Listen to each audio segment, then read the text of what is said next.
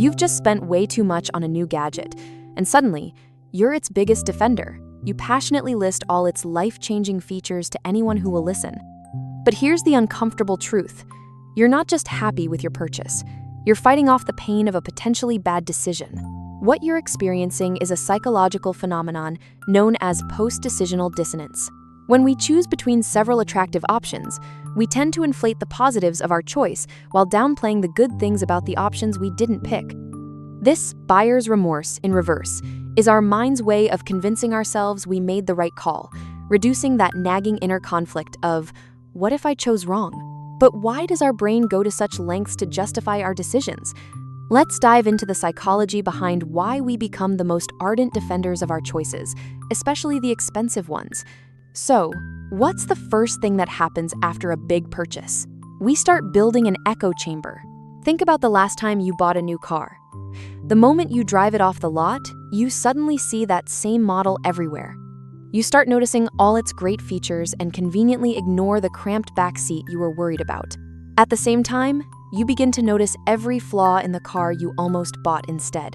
You tell yourself, wow, I really dodged a bullet with that one. This isn't a coincidence. It's our brain actively seeking out information that confirms we made the right decision.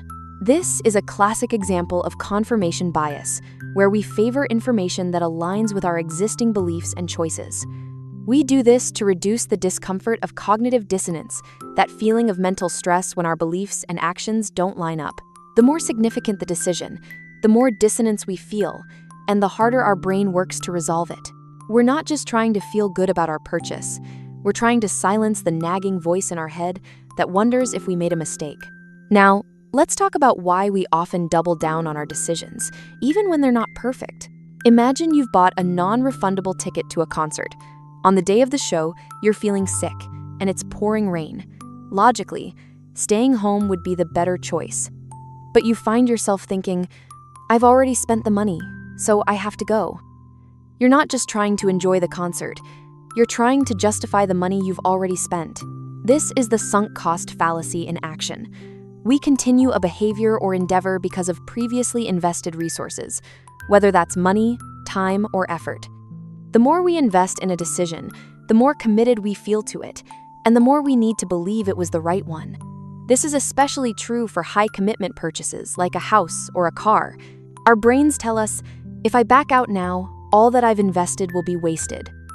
So, we stick with our decision, and to make ourselves feel better, we focus on the positives and ignore the negatives. Our decisions don't exist in a vacuum. We are social creatures, and the opinions of others matter to us, whether we like to admit it or not. Let's say you've just bought a high-end smartphone. You post a picture of it online, and your friends are all commenting on how great it is. You feel a sense of validation. Now, imagine if someone points out a flaw in your new phone.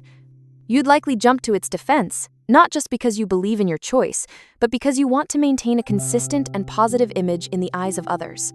We feel a social pressure to appear consistent and rational in our decisions. We don't want to be seen as someone who makes poor choices or is easily swayed. This desire for social validation reinforces our need to justify our decisions. The more public our choice, the more we feel the need to defend it. We're not just convincing ourselves, we're convincing our social circle that we made a smart and well-thought-out decision. This is linked to the concept of social proof, where we look to the actions and opinions of others to guide our own behavior and validate our choices. Sometimes, our justifications for our purchases go beyond simply feeling good about a decision. They can tap into our desire for status and exclusivity. Think about luxury brands. When someone buys an expensive watch, they're not just buying a timepiece. They're buying into a story of success, prestige, and being part of an exclusive group. The high price tag itself can create an illusion of superiority, making us believe the product is better simply because it costs more. To justify the high cost, we might focus on the intricate craftsmanship, the rare materials, or the brand's heritage. We tell ourselves and others that we're paying for quality, and in some cases, that may be true. However, often, we are also paying for the story and the feeling of elevated status that comes with it. This helps to reduce the cognitive dissonance of spending a large amount of money on something that may not be functionally superior to a more affordable alternative. We need to believe it's worth it to feel good about the money we've spent.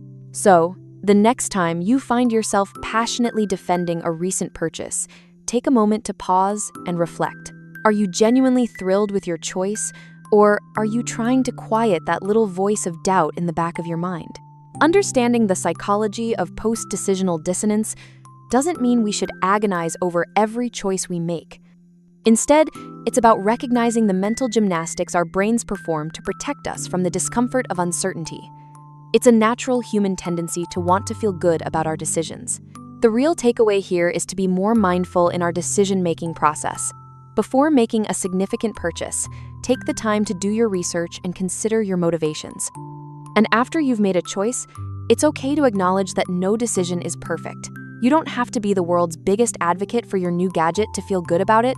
By understanding the why behind our post-purchase rationalizations, we can become more conscious consumers and more self-aware individuals. We can learn to accept that it's okay to have doubts, and that a less than perfect decision doesn't define our judgment. What are your thoughts on this? Have you ever caught yourself passionately defending a purchase? Share your experiences in the comments below. We'd love to hear your stories. And if you found this exploration of the human mind fascinating, don't forget to like this video and subscribe for more deep dives into the psychology of our everyday lives. Your support helps us create more content just like this. Thanks for watching.